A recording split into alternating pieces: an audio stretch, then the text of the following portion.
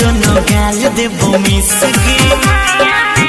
अरे सहर साल लेकर देबो मधेपुर किस गे आई है कटिहार दोनों गाल देबो मिस गे पट जान छौड़ी सट जा गोदिया में गे के बैठ जा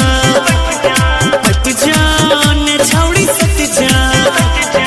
गोदिया में गे के बैठ जा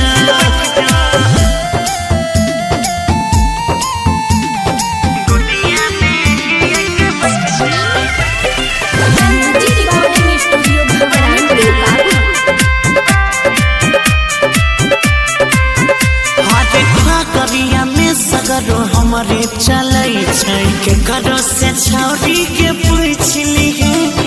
बेगूसराय में काके टराय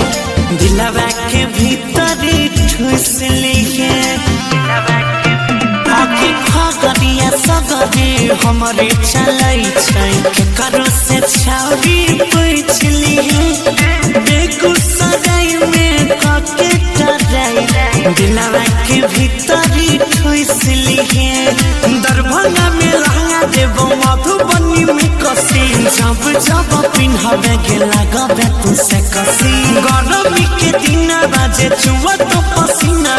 ले जाके यारिया पिलाई देबो पे पसी पट जान छौड़ी सट जा गोदिया में गे के बैठ जा पट जान छौड़ी सट जा गोदिया में गे के बैठ जा गोदिया में गे के बैठ जा recording studio Bhavani music by Kranti Babu अरे सुपौल जिला में करबै के लीला भागलपुर में डांस गे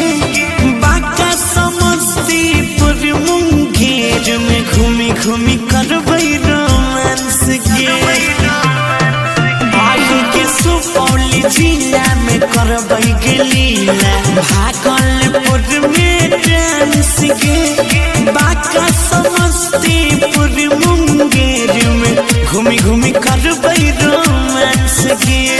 पूर्णिया में भेंट करेबो गौरव राणा जीत से मन बहलेबो तोहर निमन गीत से पूर्णिया में भेंट करेबो अजय राणा जीत से मन बहलेबो तोहर निमन गीत से पट जान छौड़ी सट जा